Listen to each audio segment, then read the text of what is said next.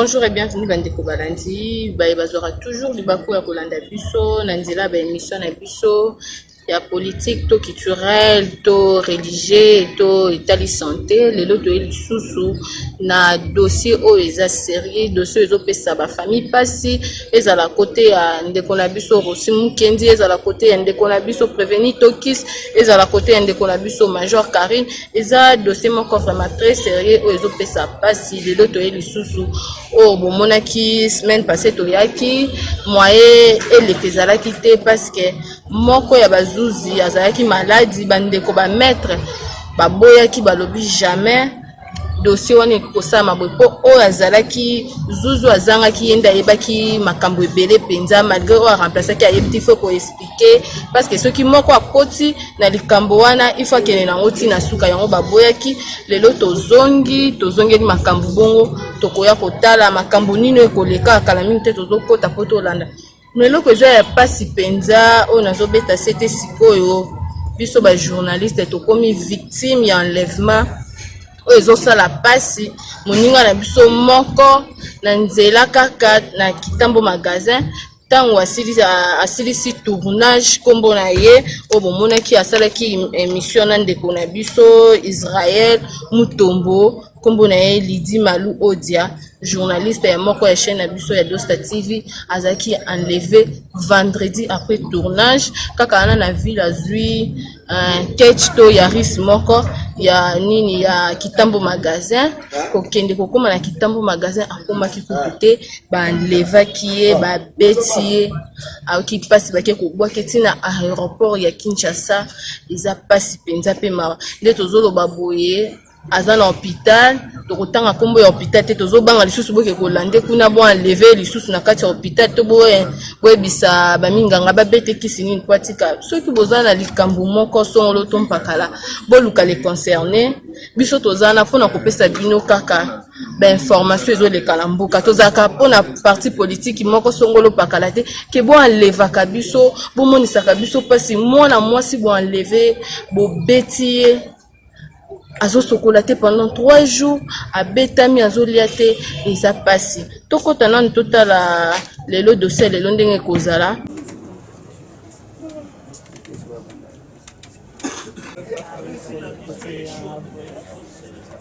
Le témoin est devant votre tribunal.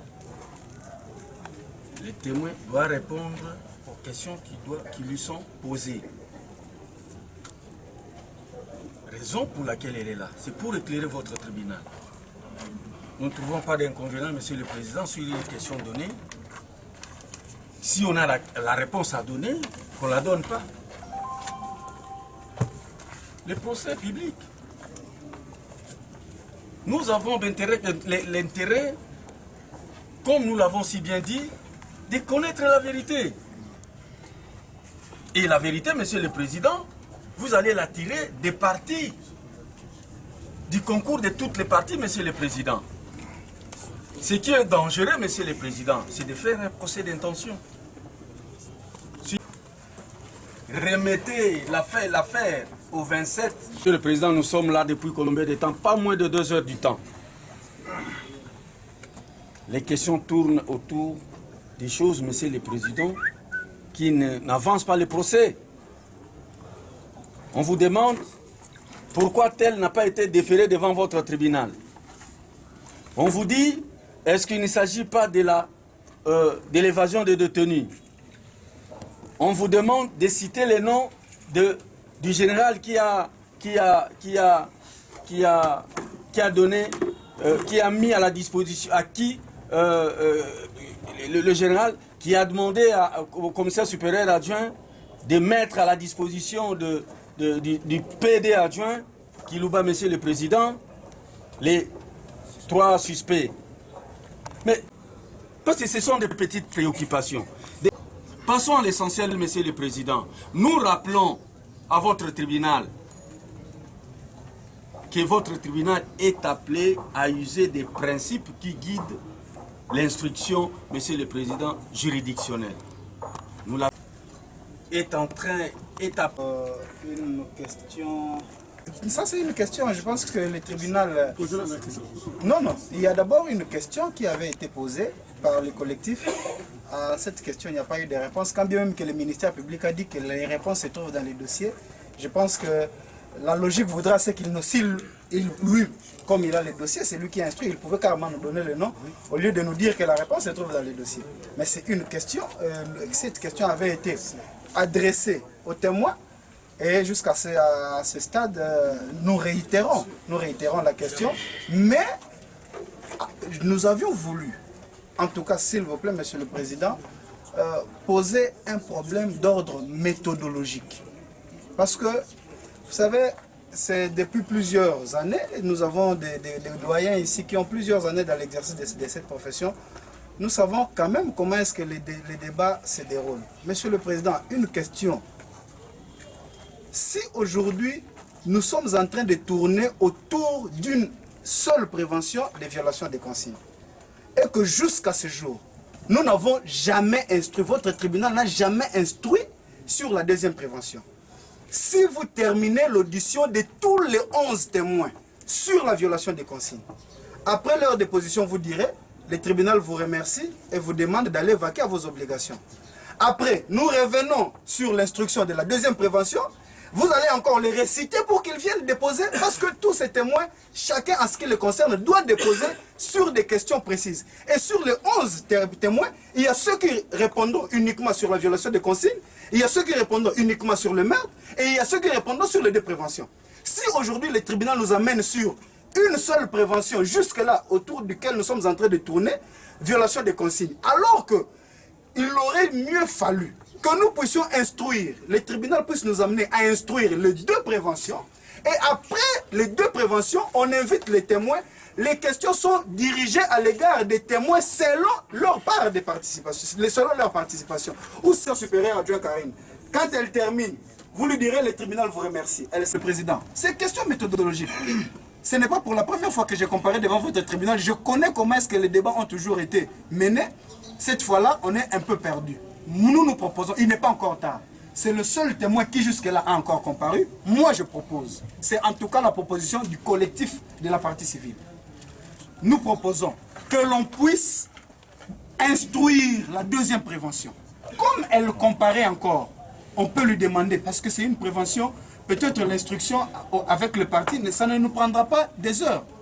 Nous, on a même que si on ne saura pas terminer l'instruction de la deuxième prévention, que l'on remette, que l'on continue avec la deuxième prévention, et après quoi, quand elle reviendra, comme elle a déjà commencé à répondre sur la violation des consignes, elle répondra directement sur le meurtre, et cette fois-là, tous les témoins qui viendront après répondront chacun à ce qui les concerne sur les deux préventions. Ça, c'est une question méthodologique. Je ne sais pas si je peux me faire relayer par les deux. Qu'il a instruite à déférer les détenus. Prétention de contredire sur base de principes procéduraux un haut magistrat de notre pays. Il sait que ce que vérifie l'OPJ au niveau de la phase préliminaire, de l'enquête préliminaire, le ministère public le revérifie. Et ça pèse, nous connaissons ce que nous disons, de la responsabilité pénale du commandant Jou. Qu'on nous donne le nom de... Il était là. Pour nous, c'est un des complices, un des coauteurs. Parce qu'il y a les donneurs d'ordre, il y a des exécutants. Qu'elle nous donne le nom de ce général-là, qui était sur le champ où notre compatriote a perdu la vie. On avait juste pas après. La dame, on avait auditionné 3 personnes pour la violation des consignes. Et après, on revient sur la deuxième prévention. Mais je m'étonne comment ils ont tourné tout.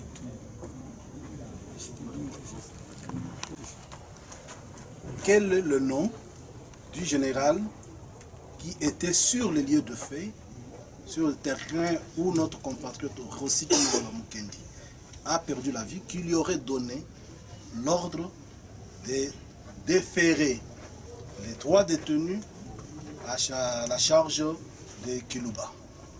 C'est ça la question. On a sur le terrain au général alobaki lelo opesi rapport epa général alobi que bato wana misato otia bango na disposition ya Kiluba. Kiluba en général ayebisi alobi tia bango na disposition ya Kiluba général wana kombo na ye nani?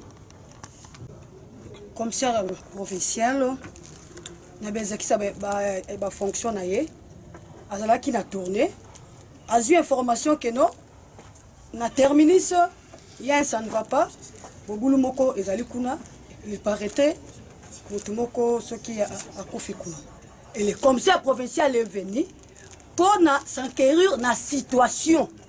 Je ne dis pas que le général était sur le terrain, sur les champs, là où le monsieur Rossi a Koufaki. Je ne dis pas ça. Dans le biboy, général, le commissaire provincial, n'a tourné pour palper la réalité sur le terrain, en tant que les exercices fonctionnent, a commis Wanape pour Yokaki, pour Oyebelo Koninu Elikaki. A Koutinga déjà si nakangi Poché Tokis Poché Koi et puis na monsieur Alexis sous-commissaire Alexis. Tant on a pessié par rapport au nyonso oye qui sur terrain à Lubinanga na zo bato na pesa bango na moto azali chargé ya makambo wana asamisa bato wana ayeba bongo apesa ye rapport à partir kuna soki bake akendaki na ye ndenge akendaki na ye wana oyo eleki kuna nakoyeba te c'est à eux la compétence oyo bango basali na autorité na bango c'est fini. Je ne sais pas si Madame Karine sait qu'actuellement il y a un nouveau commissaire provincial. Qu'est-ce qu'il y a de lourd sur sa langue de nous dire les noms? Nous avons besoin de personnaliser la personne. Les noms, il s'appelle tel. Parce que si nous dit commissaire provincial, il y en a combien? Et nous allons nous en prendre à qui? Qu'elle nous cite les noms. Il s'appelle... Dès lors que le dossier vous est transmis, vous recommencez l'instruction. Sur base des questions lui posées que le major Batata avait glissé. Et c'est sur base de ça qu'il avait été transformé en prévenu. Illico presto. Monsieur le Président, qu'elle nous dise tout simplement les noms de cet officier général-là, point barre. C'est tout, non? Qu'est-ce qui est si compliqué que ça? La qualité peut être exercée à titre intérimaire. N'est-ce pas? Or, aujourd'hui, vous êtes président de cette juridiction. Vous êtes empêché, celui qui fait votre office sera appelé par la même qualité. De Kinshasa, Matete, Ngena, là c'est vous, pas quelqu'un d'autre.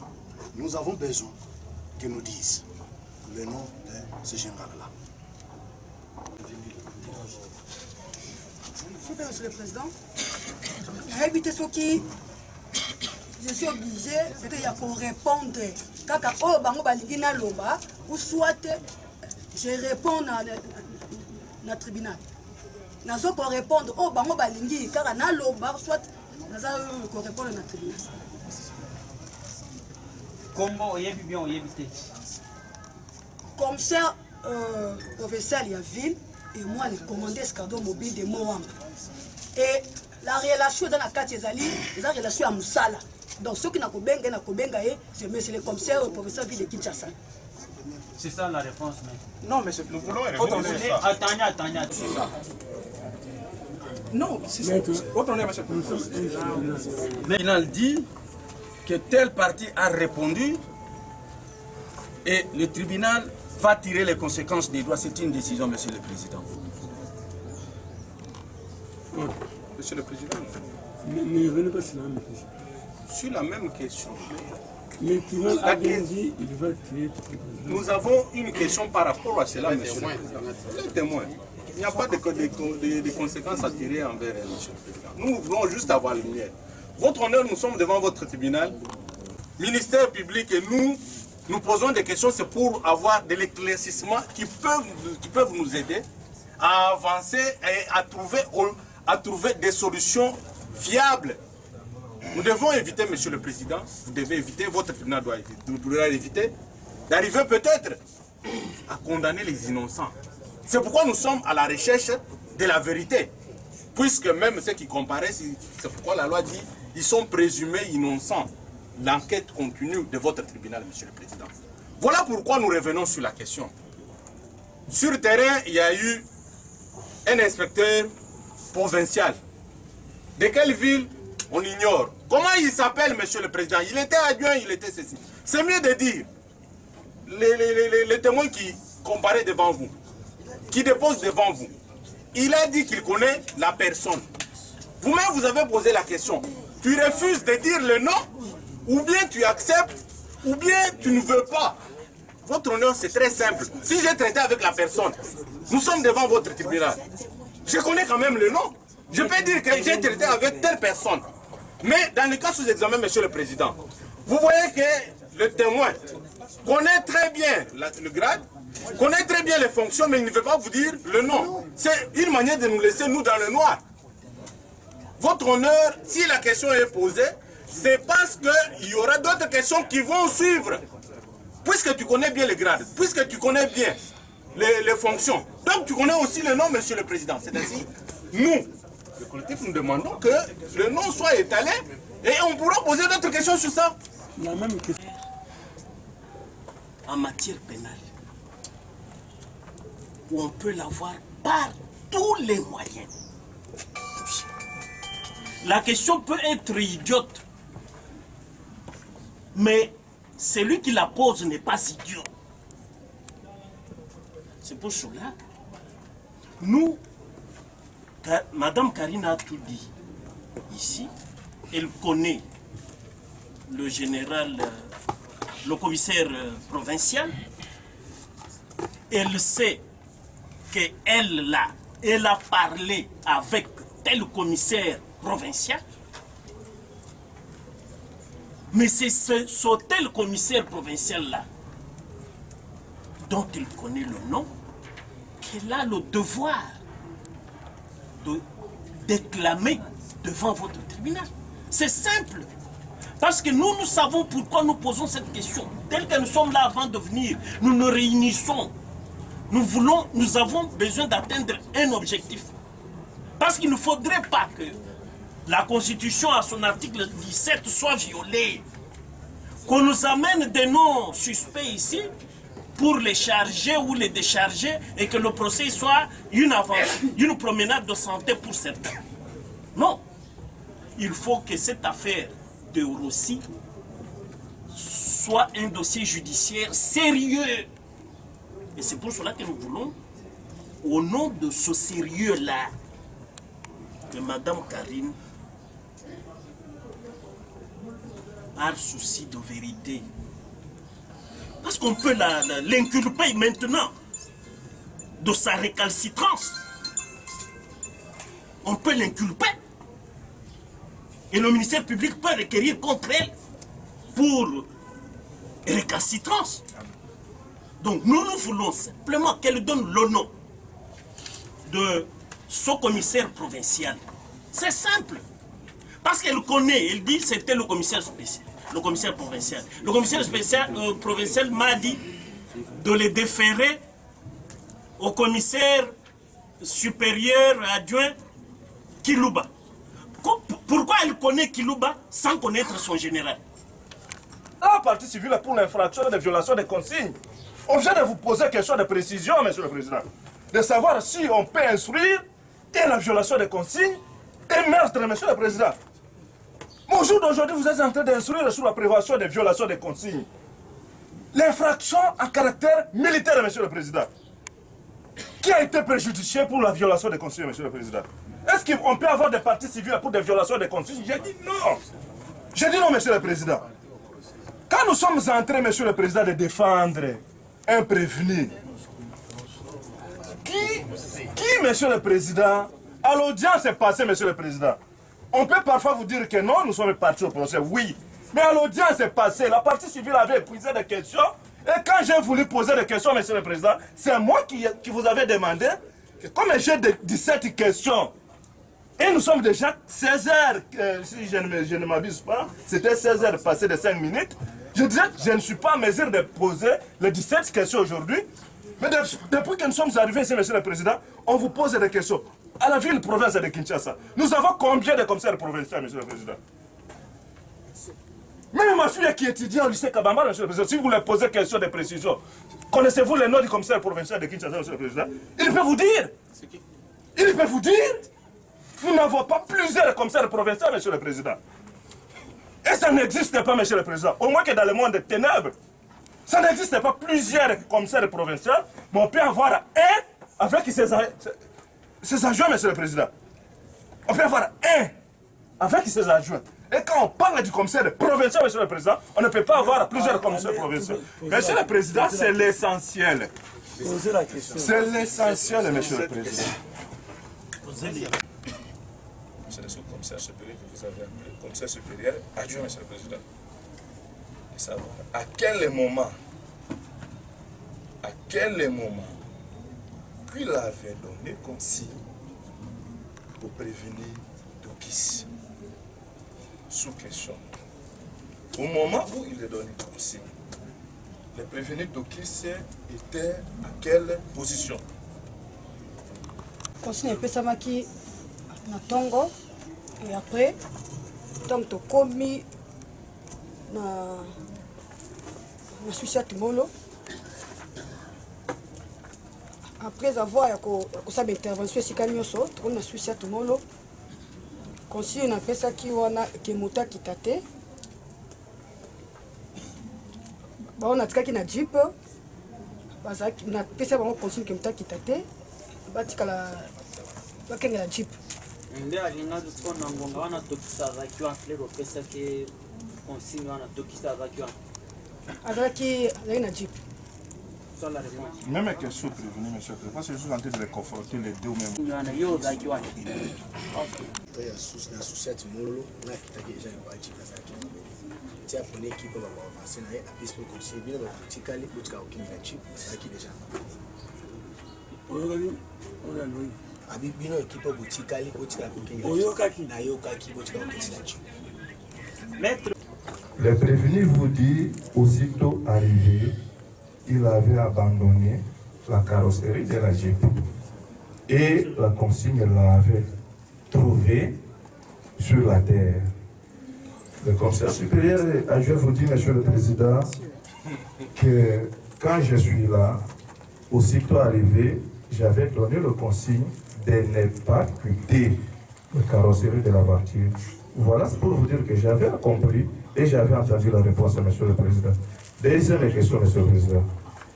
Comment il peut expliquer la réponse de l'air de ces éléments au nom de Badine Yesu, si ma mémoire reste fidèle, Monsieur le Président, qui confirmait devant l'officier du ministère public que lui aussi était sur la terre au moment où le commissaire supérieur donnait les consignes.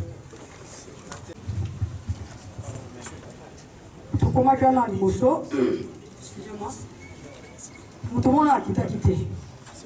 Et quand on a montré que ma projectile est bandit, na quitté, na produit équipe on a quitté na yango. On va dire que na homogène. On va dire que la qui wana na mutuka, même si bango que. Président, comment déjà comme mission policier parti. Yesu. Nakitaki na bakitena ote kinga mwana na Alexis akusani na côté ba manifestant ba projectile et bandit na kiti et puis na kiti équipe moko oyo ya usana bango usana na bango nini intervention après na type ba batikala kiwa na type na bike no a mutaki take bino botikali bokenga na type puis biso tukusani iska. Là, on a dispersé la population Bakini. On a poussé les escadrons et de Télémiwana. Donc, question n'est pas du beau. Dans le contraire, ezali na bango moko baprouve ke balobaki ezalaki na moment mais néanmoins na ye na bato mosusu batikalaki wana bamosusu na kipena banakene na bango équipe ya intervention. Avez vu la réponse? Merci beaucoup. Merci beaucoup. Je me limite là, monsieur le président. ezalaki 10 ntango mese Alexis a pointé ye ntango naye kovérifie etikali 6. Il avait trouvé 2 balles réelles et 2 billes. Il confirme ça et que ça puisse être acté. Oui. 2 balles réelles. 2 balles réelles. Plus une grille. Oui. Merci beaucoup, monsieur le président. Là, je Elle peut aussi confirmer, monsieur le président. Il était 6. Mais non, 5 avec une bille. Avoir des précisions. Leur munitions, balles au général, disons. Commissaire général, munitions au Pesaki. Zaki combien? Et pas, il y a commissaire provincial à la ville de Kinshasa. Je dis que les 3 suspects, soit Onyo Sonakanga Kiwada, Mandouki à Tokis, et Zalaki, na 6 balles en exercice, Mandouki, Yankoi, et Zalaki, il y a une balle mi-balée, et puis na Doui Moko, na PCP, na sous-commissaire Alexis. Merci, monsieur le président. C'est au niveau, j'évite de dire fabriqué, monsieur le président, confectionné, au niveau du commissariat provincial, faisait état que le prévenu Tokis était retrouvé entre ses mains avec 5 munitions ou balles d'exercice, y compris une aiguille. Qu'est-ce qu'il peut donner? Parce que c'est elle qui avait saisi. Comment elle peut expliquer? Elle peut donner quelques précisions par rapport à ça. On a invité, on a appelé qui est Zaki Angwana. Ceux qui n'est pas la bango, ils ont fait au Bassali Wan, mais on a appelé ça qui est, c'est 6 missions en exercice. Excusez. La mort ou non. Mais notre préoccupation, c'est par rapport aux déclarations du prévenu de tout à l'heure, monsieur le président. On vous donne des déclarations dans les dossiers, mais on ne vous donne pas les cotes, monsieur le président. Alors qu'on est en train de raconter des faussetés, monsieur le président. Nous avons entendu Badine Yessou seul, nous l'avons confronté avec le prévenu lui-même. Mais nulle part, monsieur le président, dans le PV, il est consigné qu'aussitôt arrivé, Badine Yessou était déjà sur terre, monsieur le président. Voilà, monsieur le président, à la côte 68. Côte 68, côte 69, monsieur le président. On pose la question, oui, monsieur le président. Juste que, n'est-ce pas, elle a trouvé 6 munitions d'exercice, donc dans l'arme du prévenu, et je crois 2 munitions avec une douille dans l'arme de M. Nkoy. Et qu'en fait, n'est-ce pas, rapport avait été fait seulement verbalement. Bon, nous voudrions savoir, parce que par la suite, n'est-ce pas, elle a dit, n'est-ce pas, avoir transmis le rapport, donc écrit. Si donc, n'est-ce pas, elle peut nous confirmer que ces rapports, en tout cas, en fait, contenaient donc les 6 munitions, puis, en fait, les 6 munitions d'exercice, et puis par rapport aux prévenus, et puis par rapport aux policiers Nkoy, des munitions réelles, à balles réelles, et puis induits. On revient sur les dossiers. Monsieur le Président, je ne pense pas que Karine se rende compte qu'elle est en train de se contredire sur ce qu'elle a déclaré, ici même dans cette salle. Dans une des audiences ici. Et là, elle est venue, quand elle a déposé, elle était en train de charger le prévenu Tokis sans le savoir. en affirmant que non, c'est elle qui a tiré. On pose la question aujourd'hui, parce que il y a l'élément que lui a vu avec les balles réelles, qui s'appelle Nkoi, et elle vient de confirmer ici que Tokis n'avait pas de balles réelles. Oui, ça veut dire une balle déjà utilisée. Mais elle s'est décidée d'arrêter Tokis et, paraît-il, selon ce qu'elle disait, et Nkoi, le monsieur Nkoi, parce qu'à un moment donné, il appelait un non identifié. Mais pourquoi, voilà, non apparent, pourquoi aujourd'hui, à ce stade, on n'a qu'un Nkoi, alors que, à partir du moment où on t'a amené, toi, le commandant qui gère les gens, qui était là, et tu as vu, c'est lui qui a l'arme, qui a le contenant de balles réelles. Mais aujourd'hui, on n'a que Tokis qui n'avait que l'arme, qui n'avait rien comme balles réelles. Pourquoi? Et ça, j'attire l'attention du ministère public. Parce que dès lors qu'on vous amène les gens qui sont présumés ou suspectés d'avoir commis l'infraction, il reste au juge qui va établir la responsabilité pénale de soit disculpé, soit condamné.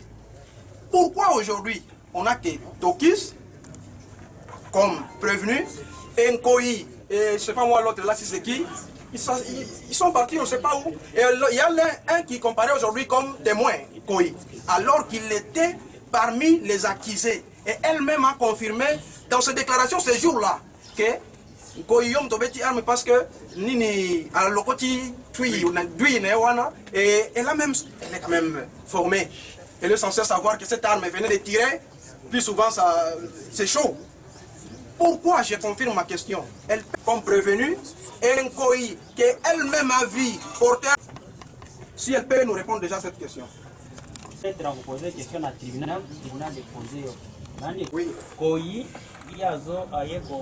bato mibale ya liboso Tokis babi yende awuti koboma ozwi ye otie na dio kaka yo bamene Nkoi overifie mpe omoni aina 2 balles réel na ndui moko mpo na nini mokolo wana Nkoi akei lelo tomonaka Tokis? Monsieur le Président, si Monsieur l'avocat l'a quitté, oui, c'est ça. Si Monsieur l'avocat l'a quitté, je répète encore pour dire que Tokis Nakanga qui est avant. Tango Monsieur Alexis, Azoya Veranga, Tokis Azo, donc, bon, ils étaient devenus, à côté de ce biso Tozalaki, à pointer yé, qui y a bêti. A bêti Moutoukuna, Nakangi du Hortema, na vérifié, na magasin, na chargeur, na yé, et tikali, na 6 balles. En bas de caoutchouc, les 4 autres, oh, bah, ça qui est exact. Na tout nié que, ok, na tika qui on a dit pour, je ne l'interromps pas. Que ce soit acté, 4 autres, que ce soit acté, Monsieur le Président. Parce que nous cherchons la véracité de ces dépositions. Ce n'est pas que les policiers Nkoi, bah, il a kingaï été. C'est moi-même, Ndena Yokaki, ma kele le wana na pembe nanga. Et à ce moment-là, Moboule Zaki suité. Dimina ki nango esili nango. Dimina ki mwa muke. Tant on a yoki ba détonation ya banani ya makela manduki pembeni nanga. Nde na kanga ki na kangi les policiers Nkoi. Na taille na chambre na nani na magasin na chargeur na etka na 2 balles et puis na douille moko. C'est pour ça qu'il n'a qu'une kangi. Monsieur Alexis, après, tant que en tout cas, mon général, c'est monsieur si nous avons trouvé un peu suspect. Tant la réaction na yé, tu es d'abord bon. À Azo qui ne connaît, mais na moneti yé peut faut kangaï pour boké na ibotu na yé nani. Ni na joie qui na Alexis, na Nkoi, na Tokis, na le chef, le PD, au hasard va charger renseignement. Général apprécié bango bakina bango soki kuna batika ki ba monique batika bango bien batiki bango et ça c'est sur na charge na ngate parce que ngai na qualité ya commandant na kanga ki bango nyonso na pesi bango e pa mokonzi nanga akende attendre bango po bayeba makambo ndenge ezali soki bakomi kuna batiki bango Est-ce qu'il peut nous dire les noms de... Je ne travaille pas là-bas naza kuna te bango nakende retourne na ye mokonzi otiki bango mpona nini non je ne sais pas je ne sais pas je ne sais pas non il n'y a pas maître il n'y a pas Tokis kusana tozalaki des policiers na bureau de wana pas PD adjoint na bureau ya major commissaire supérieur adjoint Kiluba major les deux oyo tokotaki na ye na kati ya kasho ezalaki APJ Koi il est où alobaki na meka après 2 jours babimisi ye pa ya général oyo général atiki nga nde babimisi ye akei général Kasongo. Les noms, on veut avoir la précision du nom de celui, parce que sûrement c'est celui-là qui les a relâchés. On veut savoir les noms de cette autorité-là, parce qu'elle se limite par nous dire que non, je les ai transmis à l'autorité. Si là on les a libérés, c'est pas mon problème. Tant mieux, c'est de son droit. Mais au moins elle sait l'autorité en question, parce qu'elle est censée la connaître, c'est son chef hiérarchique. Elle ne peut pas dire que non, je ne la connais pas, mais tu vas libérer tes détenus à toi, à un inconnu. Vous êtes quand même militaire, monsieur le président. Sous le contrôle du ministère public, le témoin Karine doit être avisé qu'il y a une infraction qui s'appelle évasion de détenus. Lorsque vous facilitez par quelque moyen que ce soit la fuite d'un détenu, vous devez être poursuivi, jugé, éventuellement condamné.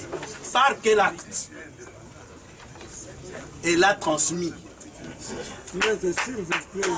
À qui a-t-elle donné l'ordre de cheminer les autres pour que celui-là réponde?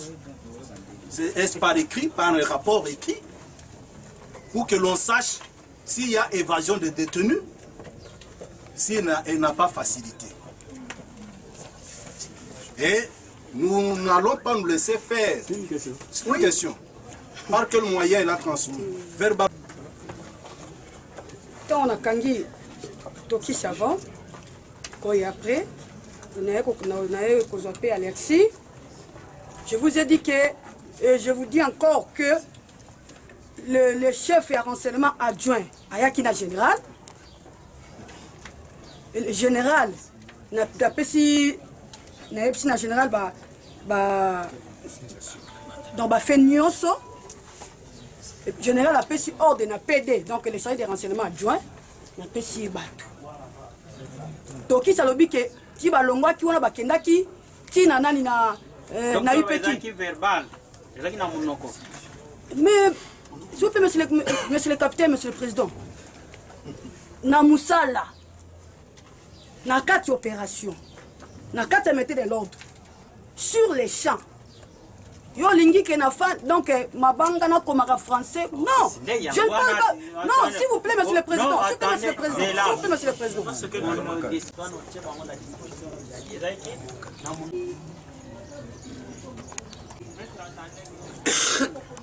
Yo, pesa mututel. Moi je vais dire au général, mon général, c'est là mukanda.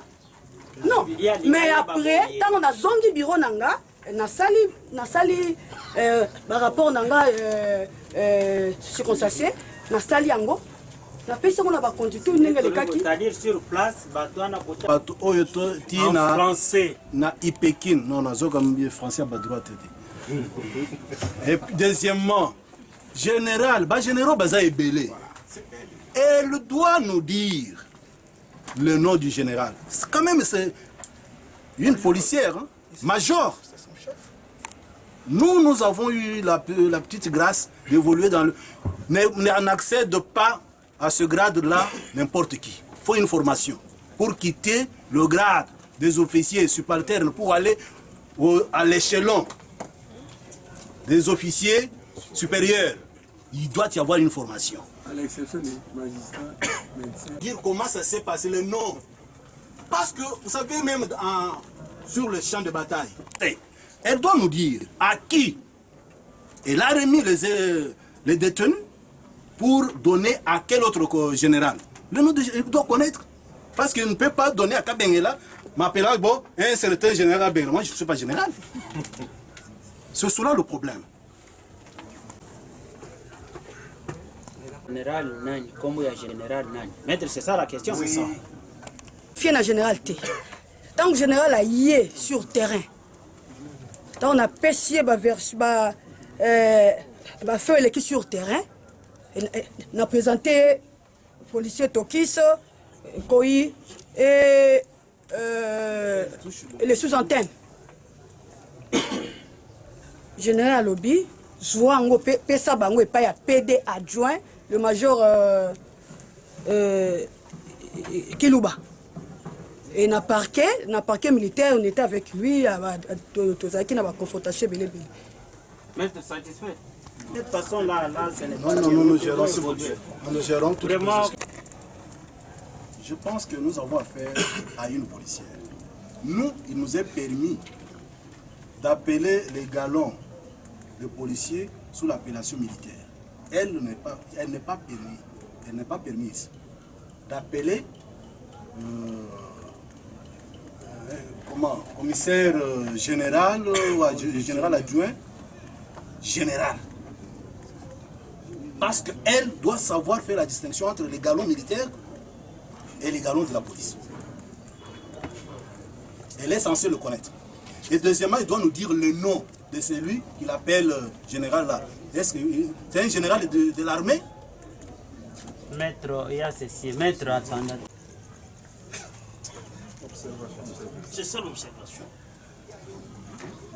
De cette audience nous amène à une lenteur que nous ne savons pas expliquer, même pour des petites choses.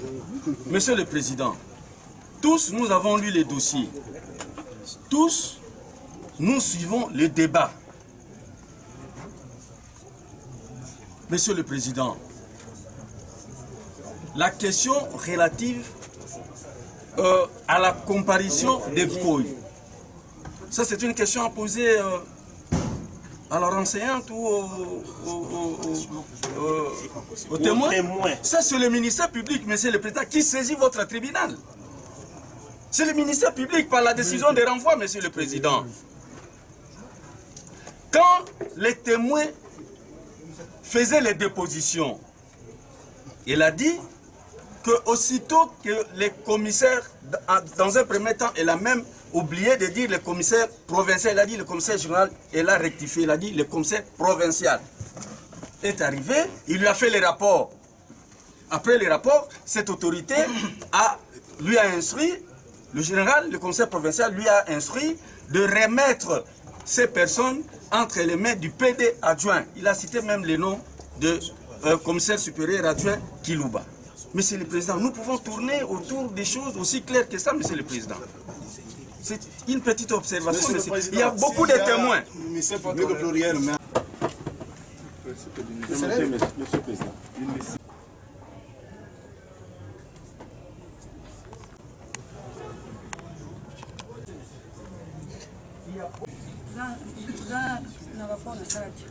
Transmis aussi. Le service militaire des alliés est archisé. Le niveau là, le commissaire provincial, le niveau là, le commandant district. Merci, monsieur le professeur.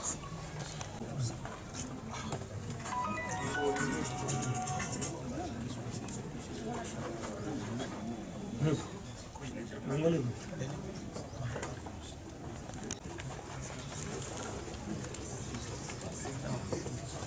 Le 23 mai 1971. Le 23 mai 1971. Papa, on a combien d'années? Lombe. Nazari? Théophile. Maman? Sekela. Sekela. Oza fonction musani osa? Avec policier du peuple. Kota c'est...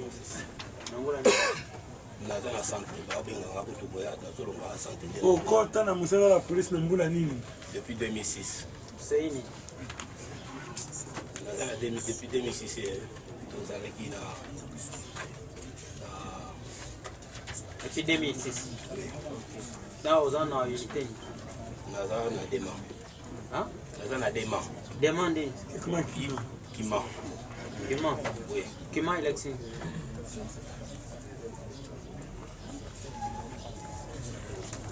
oui éviter ok commissariat urbain de Nord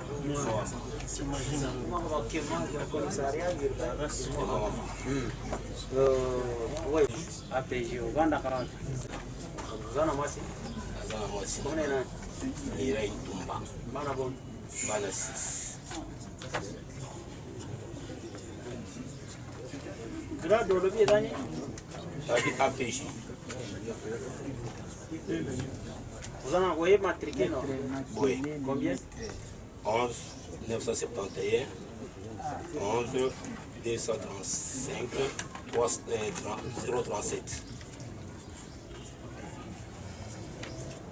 yona tokisi oza na rapport biso nyonso toza kaka bapolisier tosalaka même platon rapport non bakolege kaka mosala na campagne en qualité de national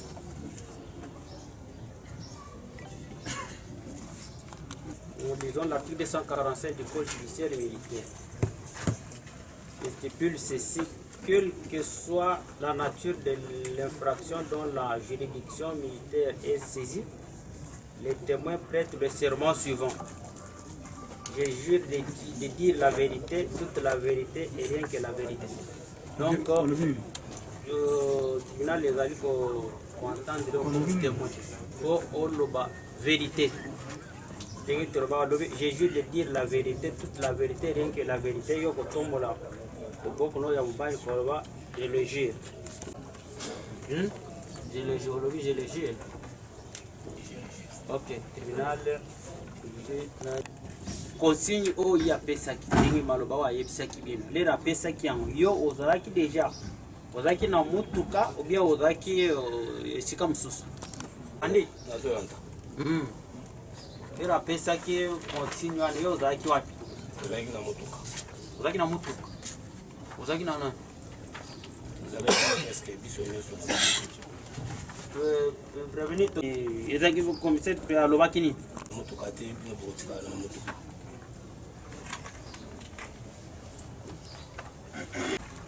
demande aux témoins sur ce qu'il connaît de l'événement qui a eu lieu ces jours-là par rapport à la violation des consignes. Poser des questions préalablement, Monsieur le Président, tenterait d'orienter des réponses. Monsieur le Président, là, nous disons guide pratique du cérémonial des juridictions militaires, écrit par Camille Nawil Mukongo, général de brigade à l'époque, qui vous dit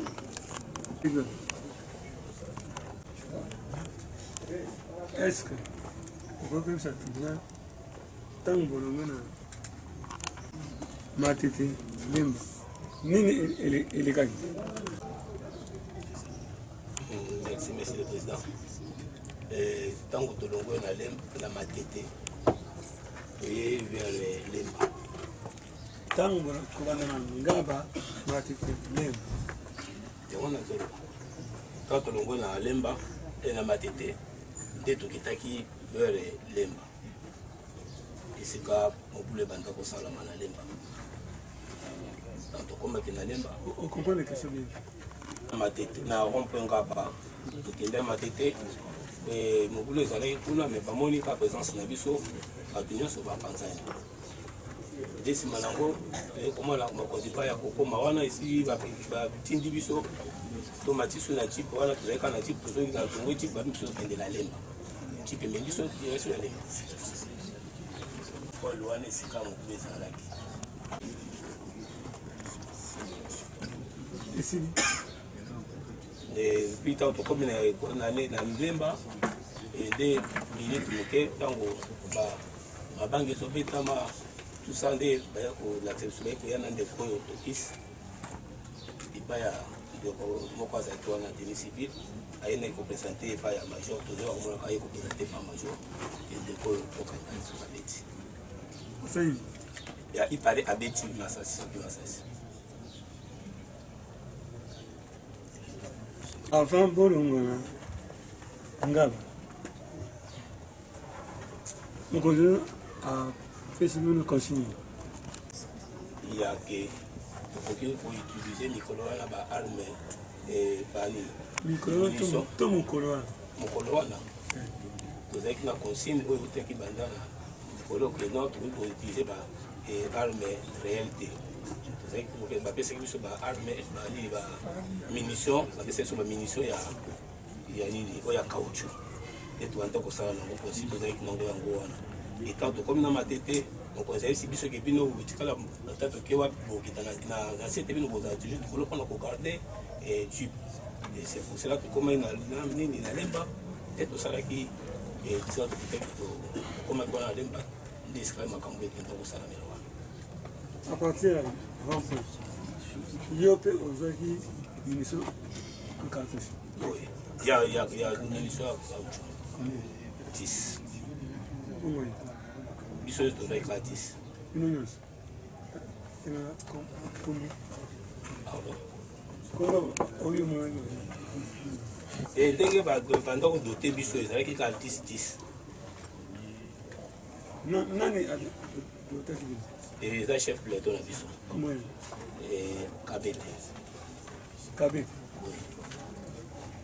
ntango bakomi na lemba na mondo ozali na position nini na liboso kala azalaki na suka na derrière alors quand tokomi na lemba comme singa nazali kotala derrière na biso puisque eza na vene eza na nsima pendant baka biso bamabanga bato mosusu azala kote bakokota biso biso alaki kotala na nsima ye azalaki kotala liboso esika bamanifestant bazo bamabanga kuna nde liboso nazalaki nango nanga na ye yango wana ye alobi ntango komi ntango akiti namoni ntango oyakiti te ndenge yakitaki na jibu ntango komi na lemba major apesi no consigne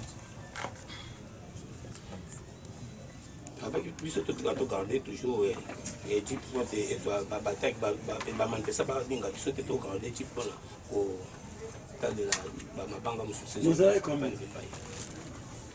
tope na nsima wana tozalaki tope 3 otulele na nsima na dutu na yo na dutu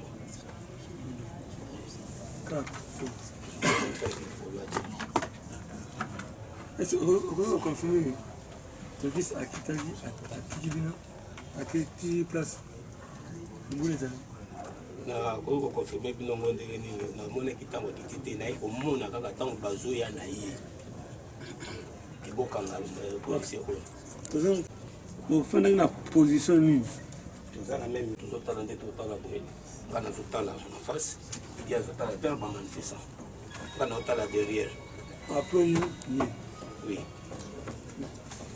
comment motu oyo bofandaki place moko na moi makasi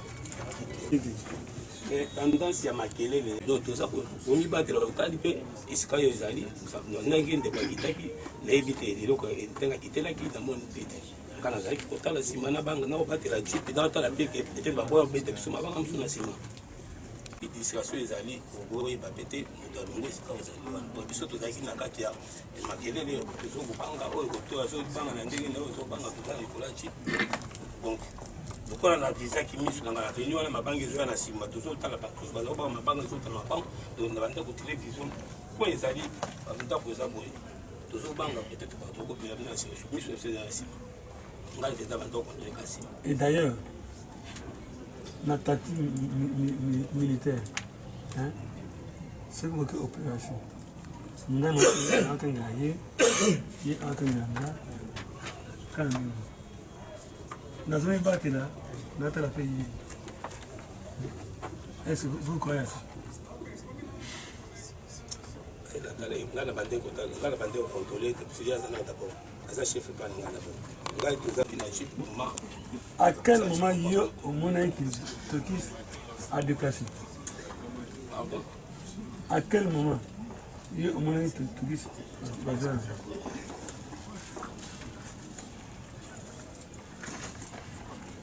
Moment où nous avons dit que nous avons dit que nous avons dit tant que nous avons dit pas ya major si on comme akele bazolo ba ndé attention na balo simis na donc bazolo ba akomi kuna so ndengeni ngamona kamwe auti kuna komi kuna ndengeni tuzaki na yesu consigne tout na tuna chi akomi kuna ndengeni Toki ngala yo le tous yo que ça fait version zaki donc qui grâce à qui déjà où ça là donc qui na sous cette maître vous il y avait des personnes donc qui souhaite molo pour avoir passé naï le reste des boss qui est là-dessus chikali qui na chikali kana même position na kitaki cha télé makiwana temps on va passer ma jeep posait combien? Chikali qui 5 il a le 3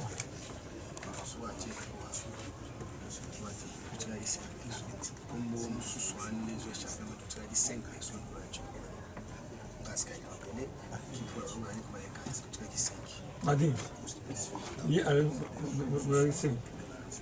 Ngai na mwana ki 5 personnes de mon fils. Tozalaki ngale tofundeki totelemi oyo mo espace eza na katikati eza ta emetre biso kaka mopeti mpe eza molai makasi te na moto azalaki na nsima na ye na ndenge ye soki alobi alobi akitaki nayebi te na konsigne ngai nayebi te me ngai nazalaki kotala na nsima kobanga ataki bakota biso na nsima babeta biso mabanga bazina biso parceke liboso bazobamba mabanga na nsima lisusu bazozomela biso wana na tokita na sete ezalaki kodeke tozoa na nzela donc tozokende tapesa biso konso tokita na sete tozala likolo mpona kokende na ji na bino nyonso nani atosaki bozala 5 3 2 1 nani atosaki te na consigne moto atosaki te ezaka ndeko po tomona kitoko bakutaki na se biso nyonso tozali na likolo moto atosaki ezalaki kaka ye te ye kandi atosaki te tolobaki bakosalela pale réalité batosaki biso bapale deuxième consigne ezalaki ntango makolongo matete kokende lemba chef amiso aza liboso biso toza belema toza na nsima bakomi biso na lemba nde toyebosela toyelo mobubu eza na niveau ya lemba na ekolo kote eglise ti bozali kokende lemba boyebaki dabord mission te me boye koyeba moto bokomisi balobi mobulu eza na lemba nde etaki na mission na niveau ya lemba na lemba bokomi bisika désordre ezali commissaire supérieur adjoint akitina in équipe bino botikali na kati ya mutuka ntaka boni ekabolaki bino na bato bakitaki mpona rétablissement d'ordre public. Bon, biso tozalaki toujours na likolo ya motuka ntango telemi équipe oyo ekendaki intervention na bino bato botikaki na mutuka ezalaki distance ezalaki eza distance makasi mingi te ezalaki eza distance makasi mingi te ata banda batati quelque part ntango botikali ezalaki te chauffeur azalaki na kete etikaki te ezalaki kete ube jeep le chauffeur atikaki na jeep ce qui fait 4 éléments eza bongo te ok ntango kolanda te batuni motuna olobi biso nga nazokonte bato tozali na nsima jeep eza na kabile na carrosserie donc wa personne tozali na carrosserie tozali na consigne oyo tokita te toza na nsima c'est comme ça na bi 3 personnes tozalaki na nsima nde tozali na consigne yake tokita te na jeep lobi mabanga ekomi kobeta bakomi kobamba bino. Jeep etikalaki esika moko to Jeep edeplasaki. Par exemple, ça c'est pour me manœuvre, et ça arrière, tout comme agir dans mon coin.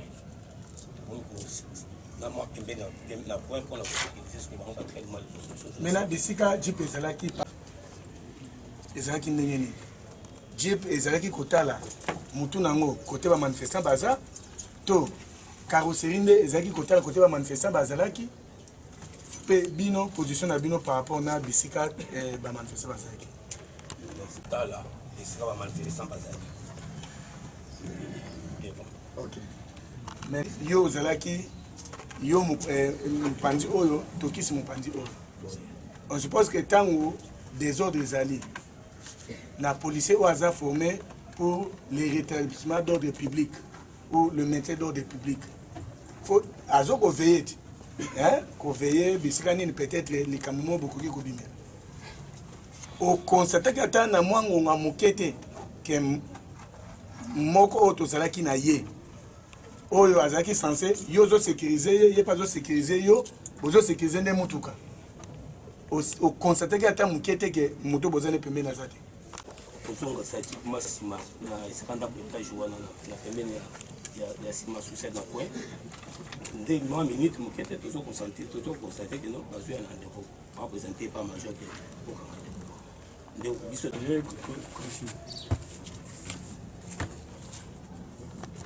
tango na avocat na ye alobi abi tango bokomi na yo na tokisi na mabele yo le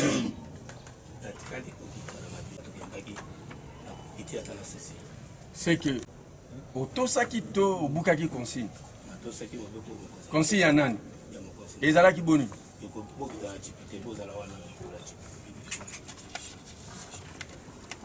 ozongisi epa ya koma chef peloton mofa boni nyonso sadi boni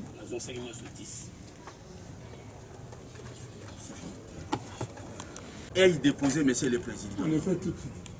Merci, monsieur. Nous avions d'abord quelques questions. Et cela suppose qu'il disposait donc des balles réelles. Mais la consigne était qu'il ne devait pas les utiliser. Ce qui devrait plutôt être utilisé sont les balles en caoutchouc que le chef de peloton KBT leur a doté. Ma question est de savoir les balles réelles dont ils disposaient là. On leur a dit de ne pas utiliser, mais utiliser les balles en caoutchouc. Ou quelle est la destination? Est-ce qu'ils ont remis pour recevoir les balles en caoutchouc ou ils sont restés à disposition et de ces balles réelles ainsi que des balles en caoutchouc? Parce que plus tard, il s'avère qu'en récupérant les munitions, il y a quand même des balles réelles qui sont découvertes parmi certains d'entre eux. Telle est ma question.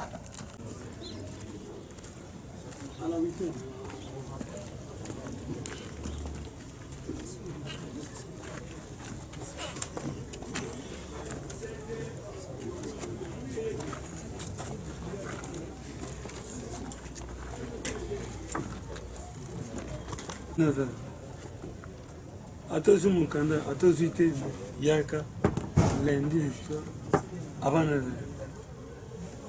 Tokani? Tokani?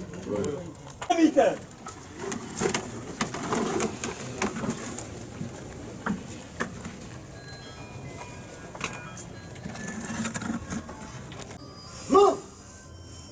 Gardez vous! Portez armée!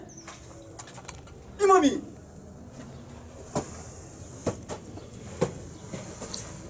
Monsieur le Président du tribunal militaire de garnison Kinshasa Matete, distingué membre de la composition, mon major, l'audience de séjour élevé. L'audience de séjour élevé, il n'y a pas de possible. Ah, monsieur. Avant le major.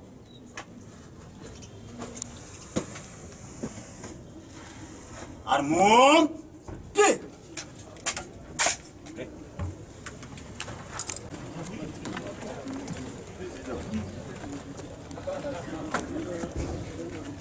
bandeko balandi comprendre processus sikoyo naza na moko ya avocat ya ndeko na biso préveni toki so akolikola biso toye lisusu mokolo la fois passé ezalaki parce que juge moko azalaki tazalaki maladi lelo toye mai tomoni tokangami kaka na consigne eza nini. Effectivement, parce que prévenant ça poursuivi chef de déprivation, violation des consignes, y compris meurtre. C'est pourquoi le tribunal a poursuivi l'instruction et violation des consignes, qui malheureusement, même les lieux facilités, et aussi la lundi prochain, qui est aussi ça. À ce moment-là, c'est aussi le côté de la meurtre. Vous assurez vraiment que toi aussi, ça consigne lundi prochain, mon tour à la violation. Oui, violation des consignes et aussi là le lundi parce que oui, il y a une violation des consignes, il y a ça va première sauter. À ce moment-là, le coup a prévenu client dans la Tokis, c'est ça qui déjà va déclaration naïe, le conseiller comme ça supérieur Karine, après ça qui va déclaration naïe, et tu as été confronté à quelques éléments malgré yoka qui na kati ya ba police bazalaki naïe bango moko oyo azoloba ndenge mosusu azoloba ndenge mosusu toyebi na nazoloba bosolo mais chance moko toza na yango ke bapretaki seulement comme batémoin lorsque le tribunal a constaté que bazokosa tribunal est moko s'en charger na bango. C'est que vous assurez que le tribunal les autres salatons à témoin de bazopesa non tribunal azalaka en état d'âme te tribunal aza parti au procès te tozoloba na baye oyo bazoya koyanula na mituna ya tribunal nde tolobi ke lokola bazoyanula comme témoin, donc ce qui va causer tribunal mibeko essaie de tracer le lenge nini bakoki ko subir ba peine na bango. Maître Nkato maloba te kaka wana tant tozolanda procès tozo continuer bandeko na bino mosusu bazolela changement ndenge bazosouffler ba témoin bazoloba vérité te. Bon, il est vrai que le moto azoya kopesa ba témoignage même si ba souffler yo mais nous comme les techniciens erto ko poser question moko au même moment na lolenge keseni tokoyeba ba réponse ni soko pesi ba réponse mi baloyo ekokanite tokomona ke non ozoko sa tribunal yango mona ki na suka na otinga moko personnellement na oti ko poser question et pas témoin badina Yesu.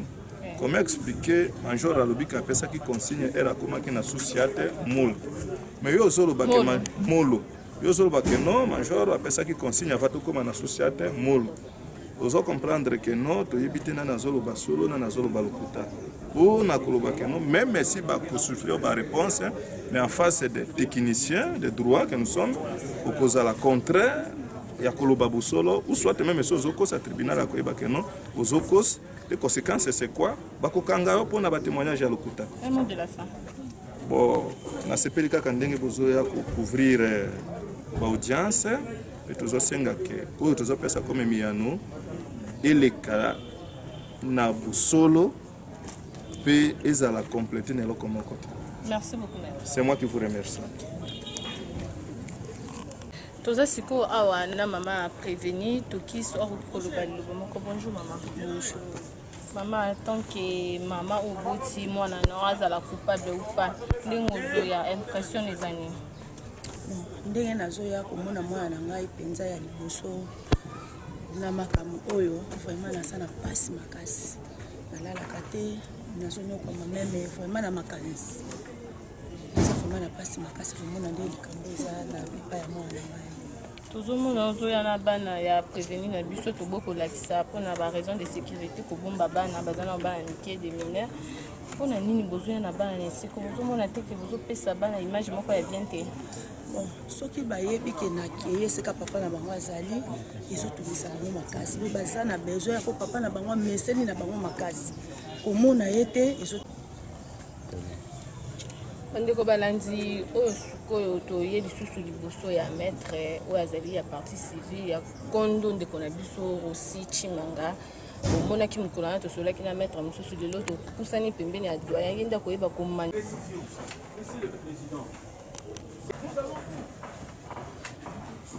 pour que je le dise en français facile, c'est pour dire simplement, je demande aux témoins de dire au tribunal le nom du général qui l'a instruite de confier les 3 suspects à Kilouba.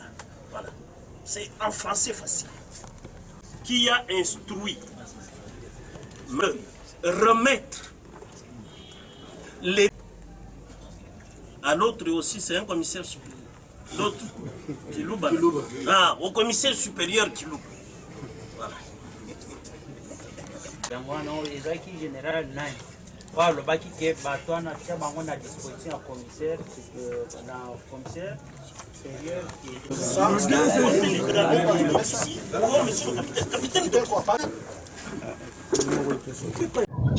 bandeko balandi oyo sikoyo toye lisusu liboso ya maître oyo azali ya partie civile ya kondo ndeko na biso Rosi Chimanga omonaki mokolo wana tosolaki na maître mosusu lelo topusani pembeni ya doyen ye nde akoyeba komanuela biso makambo ezoleka. Bonjour doyen. Bonjour. Azali doyen te mais nazali kaka avocat. Azali kaka avocat rectifié peut-être tolekaki mbangu.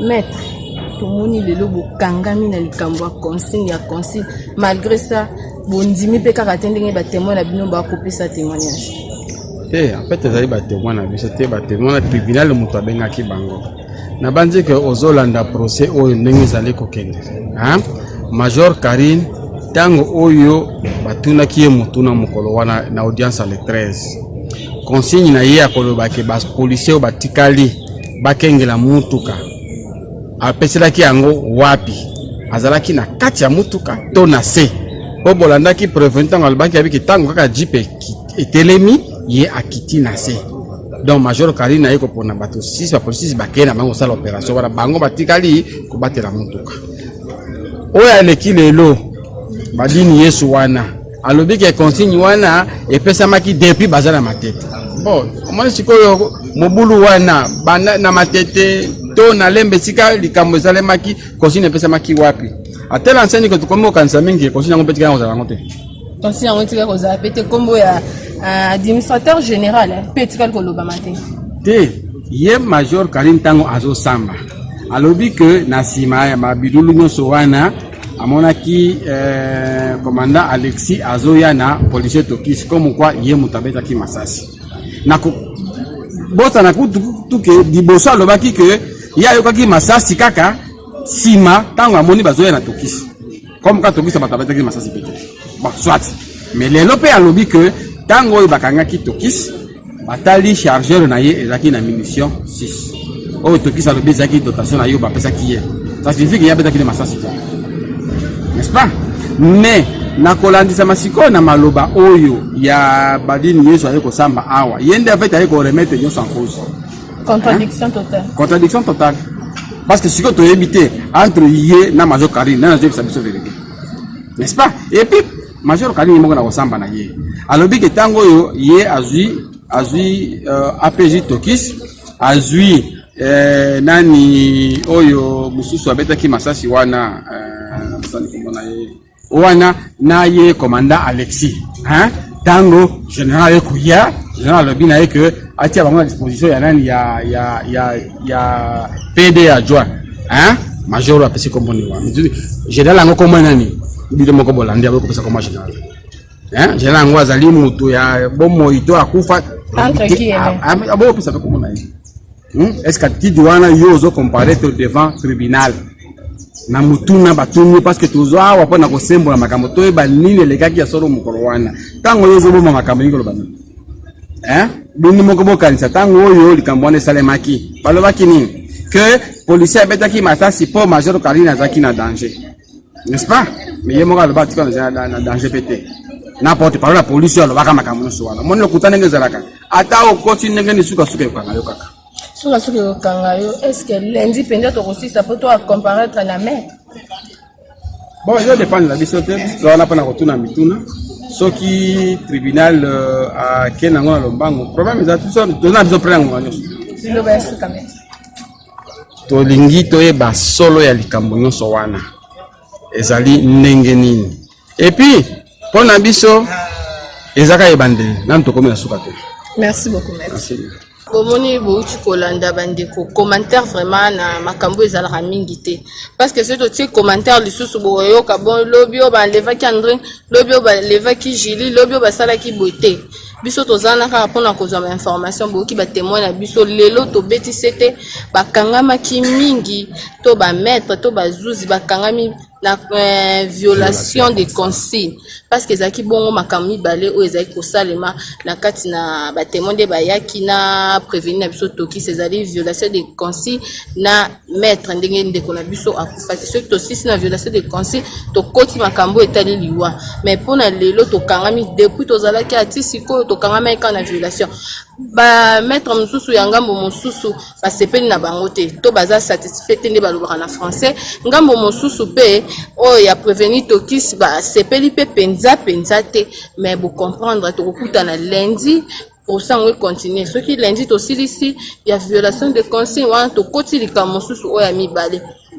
Donc, comme la souka émission na biso, là je tiens à remercier la grande équipe technique. Et ça aura toujours Moussala Kitoko, Ichou, Boika, Ala, bon soya Dosta TV malgré tous en a passé.